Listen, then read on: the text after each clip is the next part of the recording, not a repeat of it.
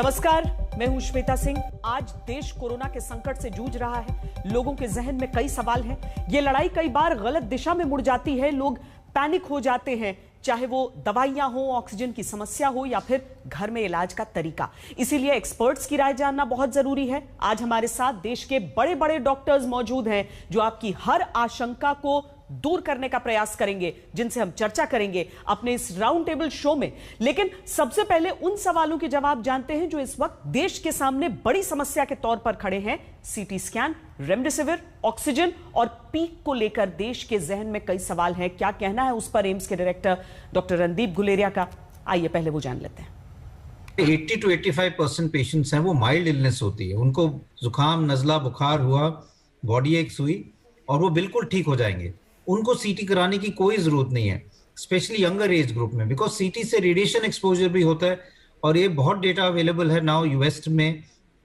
International atomic energy agency जो है वो तो यही कहती है कि आप जितना कम करो रेडिएशन एक्सपोजर उतना जरूरी है, क्योंकि बाद में कैंसर के चांसेस बढ़ जाते हैं। इसलिए इन लोगों को सीटी कराने की कोई जरूरत नहीं है। हम सीटी करा के अननेसेसरी पैनिक क्रिएट करते हैं। ये हमें समझना चाहिए कि माइल्ड केसेस में भी लंग्स में माइल्ड पैचेस आ सकते हैं जो अपने आप खत्म हो जाएंगे। सबसे पहले हम परिचय कराते हैं उन खास मेहमानों से जो हमारे साथ जुड़े हैं इस समय। Doctor Naresh Trehan, chairman and managing director Medanta, और डॉक्टर अशोक सेठ, chairman of Fortis Escorts heart institute. Doctor Trehan, पहले आपसे मैं समझना चाहती हूं, और हम टेस्टिंग से ही शुरू करते हैं और उसके बाद धीरे धीरे आगे बढ़ते हैं। बाकी जो मुद्दे हैं हमारे सामने उसकी बातें करेंगे, क्योंकि पीक को लेकर खासकर सवाल लोगों के मन में है। कुछ राज्यों में जो आंकड़े हैं वो अगर कम दिख रहे हैं तो इसका क्या मायने निकाले जाए। लेकिन ये सीटी स्कैन को लेकर जो लोगों में एक होड़ सी दिखती है कि लोग चाहते हैं कि जल्दी से सीटी स्कैन करवा लें जैसे ही कुछ लक्षण नजर आते हैं। क्या क्या नुकसान हो सकते हैं सीटी स्कैन के, डॉक्टर त्रेहन? आपको ये समझना है कि हर चीज जो हम बोल रहे हैं कि जैसे कोई टेस्ट है या कोई दवाई है, उसका उचित टाइम होता है इस डिजीज पैटर्न में। जब उसका उचित टाइम हो तभी करवाना चाहिए। ये नहीं कि लोगों में ये बह फैल गया कि सीटी स्कैन सबको कराना, ये बिल्कुल गलत बात है। इसके दो नुकसान है। सीटी स्कैन में रेडिएशन होता है, आपको काफी सारा एक्सरे एक्सपोजर होगा, तो अगर जो अननेसेसरी है तो बिल्कुल नहीं करना है।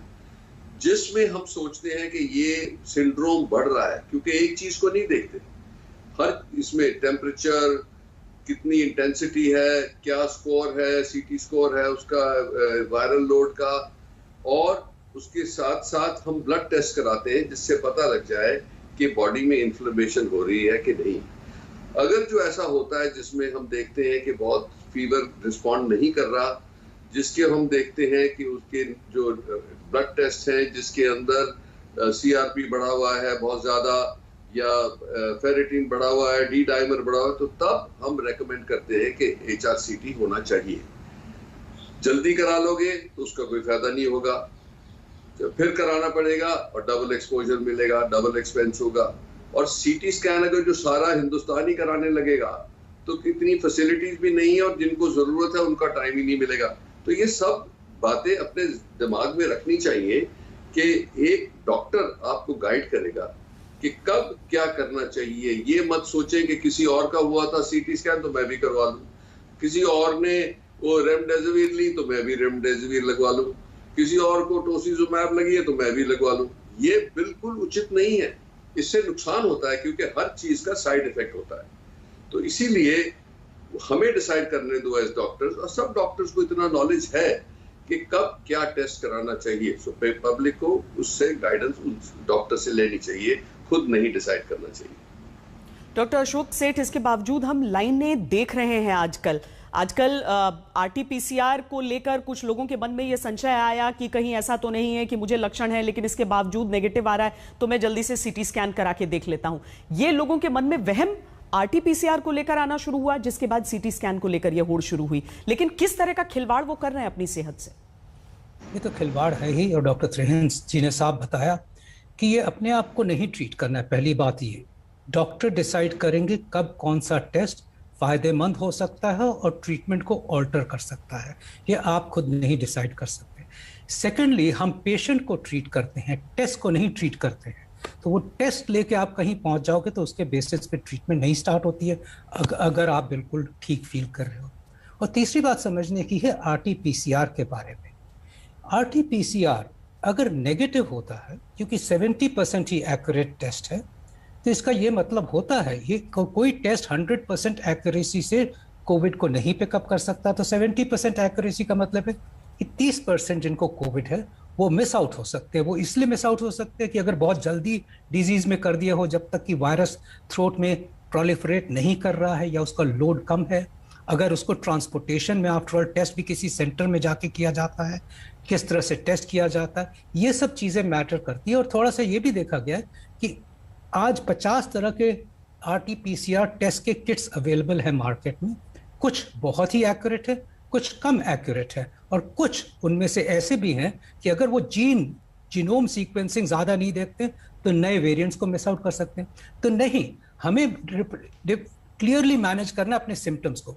इस टाइम पे मैं कहूँगा आप सबको, क्योंकि मैं देख रहा हूँ कहाँ डिले हो रही है, कि अगर बुखार हो, खांसी जुकाम सर्दी हो, अगर वही रनी नोज और बॉडी और बुखार की फीवर और टेंडेंसी आ रही हो, तो ये सोच ले कि ये कॉमन फ्लू नहीं है, ये सिर्फ जुकाम खांसी ही नहीं है। इस टाइम पे प्रैक्टिकली 100% श्योर है कि वो कोविड है।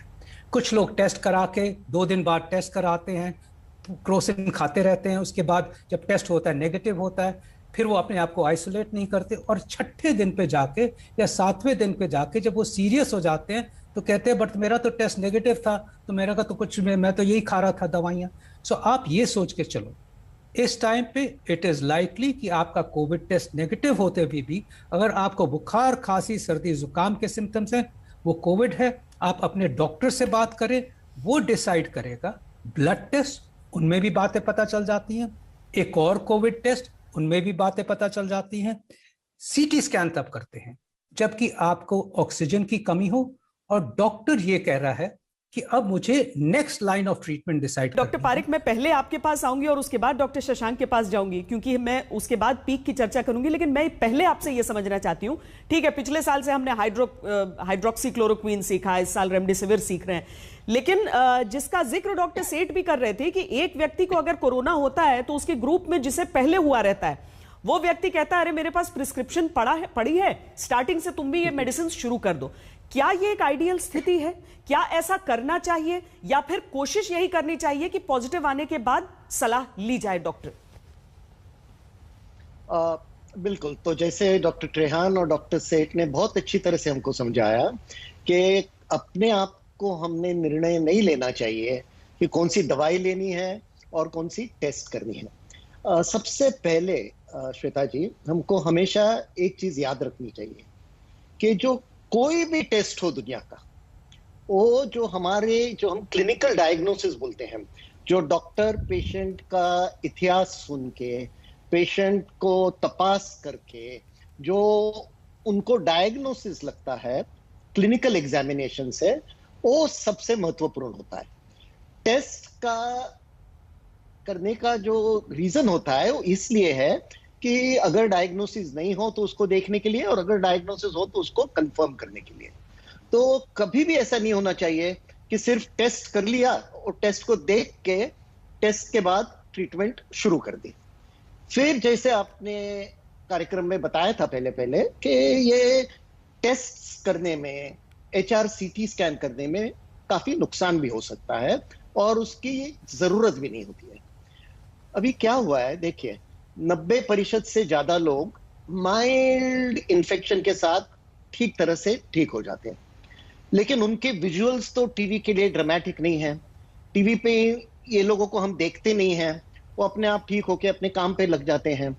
लेकिन जो लोग ICU में होते हैं, जो स्मशान घर में जो हो रहा है, वो ज्यादा टीवी पे दिखाई देता है। तो क्या हो रहा है श्वेता जी, लोग ये नहीं समझ पाते कि ये एक बहुत माइनॉरिटी है, 5%, 2%, ये माइनॉरिटी है जिनके हम इमेजेस टीवी पे हर रोज देख रहे हैं। टीवी पे ही नहीं, सोशल मीडिया पे, प्रिंट में, सब जगह। तो लोगों को पहले तो ये ध्यान में रखना चाहिए कि 90% से ज्यादा हमको कुछ होने वाला नहीं है, हमको खुद दवाई शुरू नहीं करनी है, हमको अपने आप खुद टेस्ट नहीं करनी है। उसके बाद अगर सिम्टम्स आ गए तो किसी भी डॉक्टर के साथ चर्चा करके, अभी बहुत सारे अस्पताल, जसलोक अस्पताल भी होम केयर सिस्टम ऑर्गेनाइज किया है, यानी वहां से वीडियो पे डॉक्टर घर पे बात करेगा और पूरी सलाह देगा। और घर पे ज्यादा कुछ नहीं करना है, बहुत पानी पीना है, खिड़कियां खोलनी है, पंखा चालू रखना है, आराम करना है, ज्यादा ट्रीटमेंट आगे नहीं है। तो वो डॉक्टर के साथ चर्चा करके फिर अगर टेस्ट की जरूरत पड़ी तो करनी चाहिए, नहीं पड़ी तो घर पे आराम करना चाहिए। ठीक है, ये घर पे कौन रहे और कब वो समय आए जब आप अस्पताल की ओर देखें, इसको चर्चा में आगे हम इस पर चर्चा करेंगे ताकि लोगों को जानकारी मिल सके। लेकिन डॉक्टर शशांक जोशी, वो सवाल जो सारे लोगों के मन में आज है वो ये कि एक साल में हम ये समझ गए कि कोई भी लहर होती है तो उसमें शुरुआत होती है, एक पीक होता है और उसके बाद केसेस घटते हैं। अगर आज हम देश भर के घटते आंकड़े देखते हैं तो उसमें कुछ राज्य दिखते हैं, जैसे महाराष्ट्र उनमें से एक है। क्या जो 4-5 दिन के आंकड़े हैं या हफ्ते भर के जो आंकड़े हैं वो अगर एक प्लाटू या एक नीचे की तरफ आता हुआ दिखता है तो क्या हम समझें कि महाराष्ट्र जैसे राज्य में अब पीक का समय आ गया है और इसके बाद स्थिति बेहतर होगी, या जल्दी है ये जज करना? नहीं, आपने श्वेता जी बिल्कुल सही कहा। लास्ट 3 हफ्ते से हम देख रहे हैं, अप्रैल के पहले हफ्ते से मई के पहले हफ्ते तक आप देख रहे हैं कि जैसे बंबई की केस ले लीजिए आप, तब हमारी जो टेस्ट पॉजिटिविटी रेट थी अराउंड 28 से 30% थी। अभी वो कम होके ये हफ्ते में करीबन आई है 10% पे। डबलिंग टाइम जो था वो करीबन 38 डेज था, वो अभी 100 के ऊपर चला गया है। मृत्यु दर थोड़ा सा बढ़ गया है, लेकिन अभी भी वो केस फेटेलिटी रेट 0.51% तक ही है।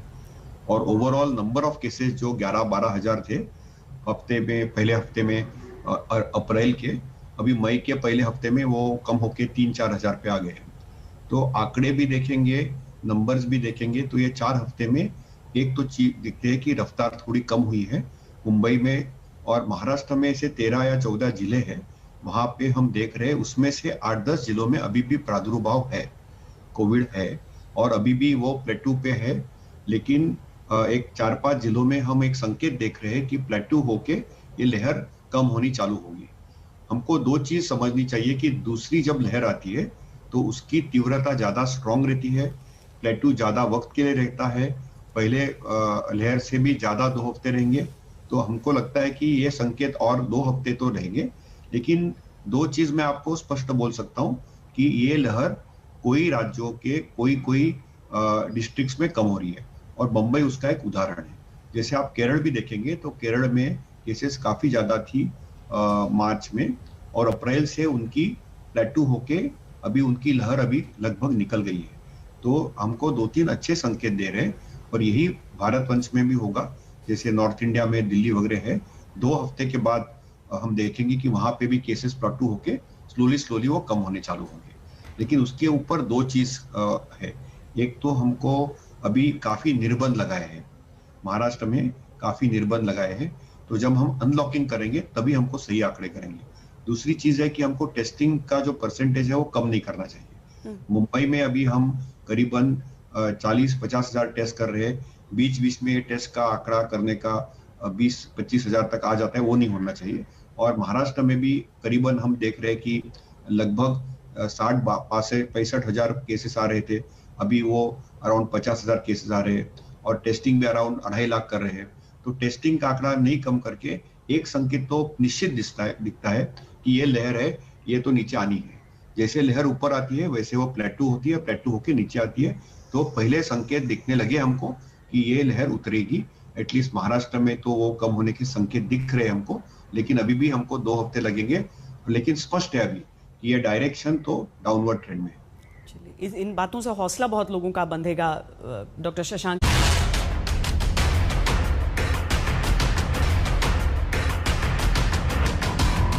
डॉक्टर अशोक सेठ, अगर हम महाराष्ट्र को ही एक एग्जाम्पल के तौर पर और यहाँ के आंकड़ों को एक मिसाल के तौर पर देखकर चलें तो हमें यह भी समझ में आता है महाराष्ट्र उन राज्यों में था जिन्होंने जल्दी और काफी समय से ये लॉकडाउन लगाकर रखा है, रिस्ट्रिक्शंस बढ़ाकर रखी हैं।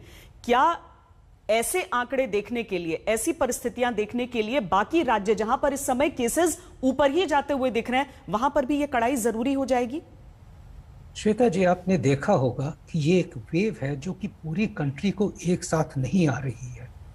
धीरे धीरे करके वही स्टेट्स जो पहले थे, अब जो पहले कम थे, अब वो धीरे धीरे बढ़ते जा रहे हैं। तो इसीलिए पूरा हिंदुस्तान अब एक उस लहर में है। ये ज़रूर है, हमें लॉकडाउन वर्ड अब हमें साइड में रख देना चाहिए कि क्योंकि उसमें ये डिबेट होता रहता है कि लॉकडाउन खराब है, इकोनॉमी के लिए खराब है, फिर कोई कहता है कि लॉकडाउन सर्वाइवल के लिए बेटर है। एक्चुअली हम क्या चाहते हैं? हम चाहते हैं कि ये ट्रांसमिशन रुके। ये जो रेट ऑफ ट्रांसमिशन जिसकी वजह से हम एक सुनामी में एनगल्फ हो गए हैं, इसको एक से दूसरे आदमी को वायरस ट्रांसफर रुक जाए, चाहे वो हम कोविड अप्रोप्रिएट बिहेवियर से करें। और कोविड अप्रोप्रिएट बिहेवियर तो टाइम लेगा, तो हम सोचते हैं कि किस तरह लोगों को सेपरेट किया जाए, किस तरह अननेसेसरी गैदरिंग्स खत्म की जाएं। पूरे देश की पीक को हम एक आंकड़े के तौर पर देखें, या हम समझें कि अभी जिन राज्यों में हुआ है और अब जैसे दक्षिण के कुछ राज्य या बिहार, बंगाल में जो मामले बढ़ रहे हैं, तो राज्यों के हिसाब से यहां पर पीक होगा, और अगर होगा तो वो तारीख क्या हो सकती है, आकलन क्या हो सकता है? बस इस ब्रेक के बाद चर्चा को आगे बढ़ाएंगे।